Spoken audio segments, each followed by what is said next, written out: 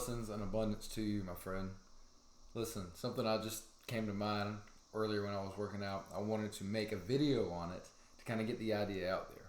Now, one thing I wanted to state as well is that I'm going to start having more structure to these videos. Okay, I want you to be able to take actionable advice from what I express and explain from my own understanding, so that way you can turn around and put it into your life and make something come from it. Okay, because I'm here to help. I want you to help. I want you to be helped. All that good stuff. All right. So, what we're talking about today is avoidance. Being able to go through life in a way that allows you to clearly understand what you go through, and afterwards you're able to actually reflect on it and grow from the experience. What made this come to mind was the idea that so many of us nowadays choose to avoid our responsibilities. We choose to avoid what we need to look at, okay? And we drown ourselves in whatever we have in front of us, whatever vice we are consumed with to get away from it, to be mentally stable, to be able to function in a way that isn't catastrophic, okay? Now think about that. Think about that. There's some people out there where if they didn't have their vices and they truly believe they could not move past their issues, move past what it is that they are truly facing on the inside, that if they didn't have the vice and they couldn't move through that, they would lose their absolute mind. Why is that? Well, let's think about it. Let's think about someone sitting in a mental hospital, right? Someone who's strapped into a chair, likely given whatever medications to numb their mind. Why are they in there? What's going on inside of them that put them in that situation? For a medically licensed doctor or a governmental body to put them in a chair, to put them in a situation like that, locked in a chair, on medications, not able to function any sort of effectively, right? What leads to that? Well, a myriad of different situations, but I would be out there enough to say that a lifetime of avoidance, right? A lifetime of going through some messed up stuff, right? Going through some situations that would make a lot of people stress out and would send a lot of people down a rabbit hole of stress and depression, whatever it is. But there's also people who go through a lot of craziness and a lot of bad environments, a lot of negativity, and they come out better on the other side. They come out on top. They rise through the adversity, and they become better from it.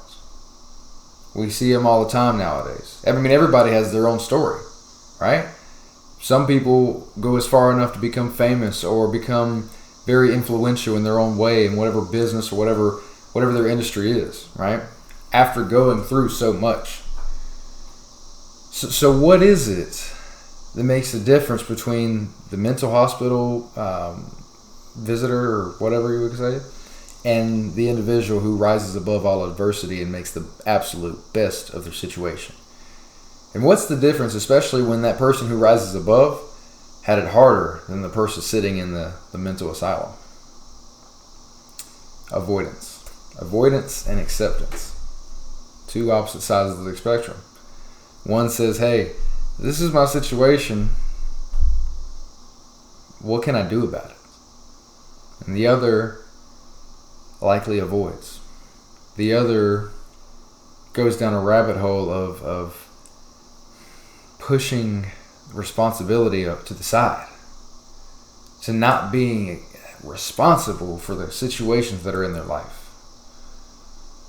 Now, I know can be very upsetting when we think about someone who's a young child going through craziness, bad, negative environment from parents, to maybe they don't have parents, they're in the orphan system, right? They have so many reasons to avoid responsibility, right? Who wants to grow up in a catastrophe, in a crazy way, and then come out of it or no, and be in it and say, hey, I can still make a change. Part of the reason I'm still here as I've grown older is myself. How hard is that to say? It can be very hard. But what can you do? What can make it easier? It all starts with your frame of perception, your frame of understanding of individuals in general.